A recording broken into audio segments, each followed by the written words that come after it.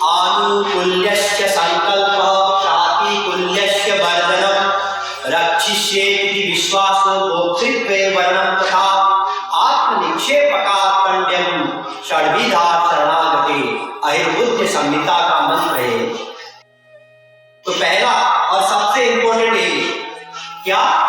आनुकूल्यस्य संकल्पः।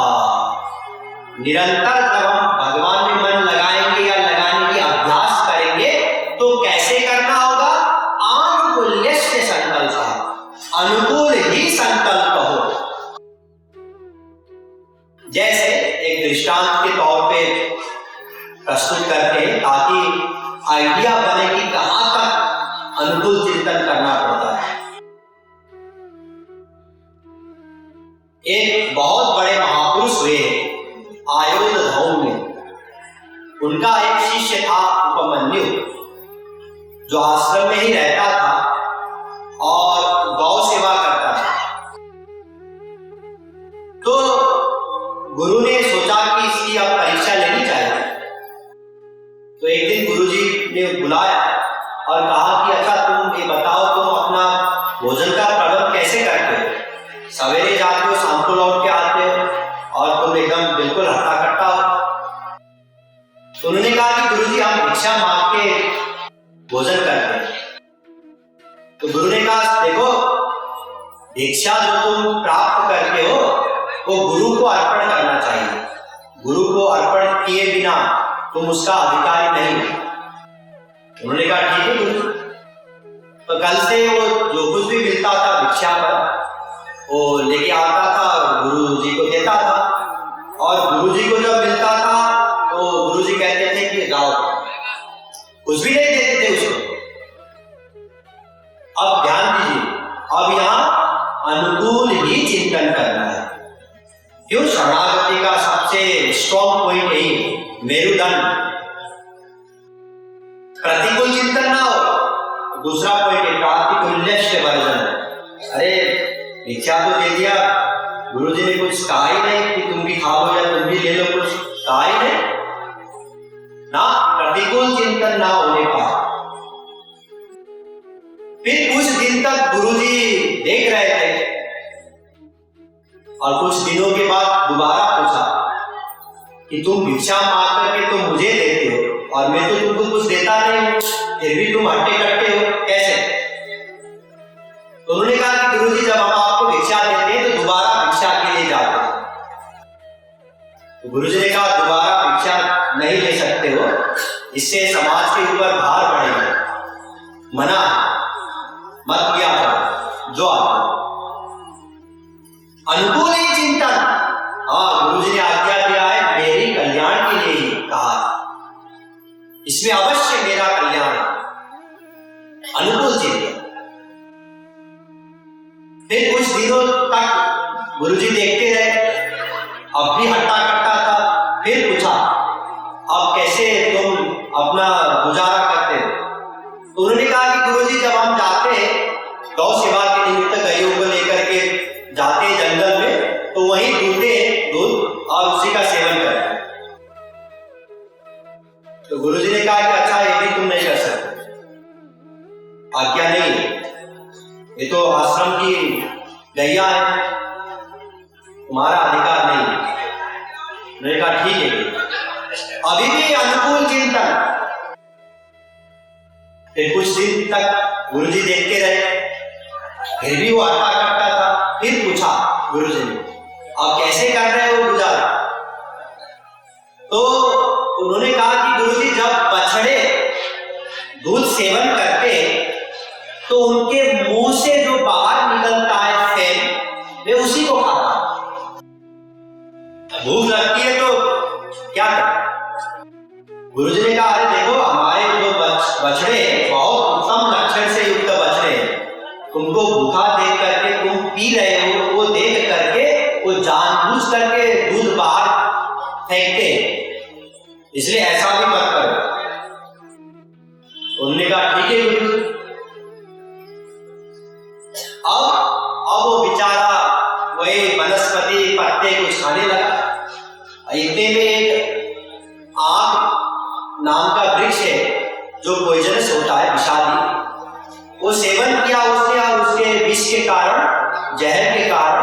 उसकी आंख की ज्योति गुम गई और वो आश्रम की ओर लौट रहा था तो किसी गड्ढे में गिर गया और वहीं पड़ा रहा बेचारा। तो रात को आया नहीं वो। अगले दिन सवेरे गुरुजी ने सोचा कि वो अभी आश्रम में दिखाई नहीं दिया। मैंने तो उसका सब प्रबंध बंद कर दिया था, भोजन का प्रबंध, पता नहीं किस स्थिति में है वो अभी, चलो देखते हैं बोल करके शिष्यों को लेकर के चले गए। तो पता चला कि वो गड्ढे में गिरा हुआ है और अंधा हो गया है। तो गुरुजी ने कहा देखो ऐसा करो, मैं तुमको एक मंत्र देता हूं, उस मंत्र के द्वारा तुम अश्विनी कुमार का आह्वान करो, फिर वो तुम्हारा जो अभी आंख का प्रॉब्लम है वो सॉल्व कर देगा। इतना कह के गुरुजी चले गए। तो उन्होंने मंत्रों के द्वारा आह्वान किया, अश्विनी कुमार प्रकट हो गए, देवताओं के जो वैद्य हैं। तो उन्होंने वो पोहा एक बना जो प्रकट करके उनको दे दिया और कहा कि इसको खाओ तो तुम ठीक हो जाओ। तो फिर उन्होंने कहा कि उपमन्यु ने कहा कि मेरे लिए आज्ञा है गुरुदेव का, कुछ भी मिले तो मैं सेवन नहीं कर सकता हूं, ये भिक्षा हो गया, तो मुझे गुरुदेव को देना पड़ेगा।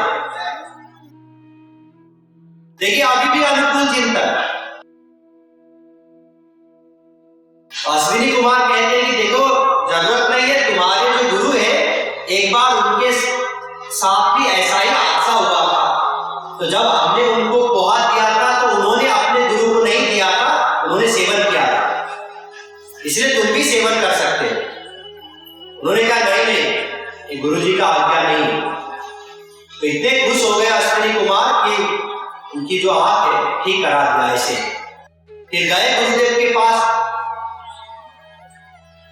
तो गुरुदेव ने उनको आलिंगन किया, सर के ऊपर हाथ रख दिए और सब वेदों का शास्त्रों का ज्ञान भी करा दिया और भगवान का दर्शन भी करा दिया।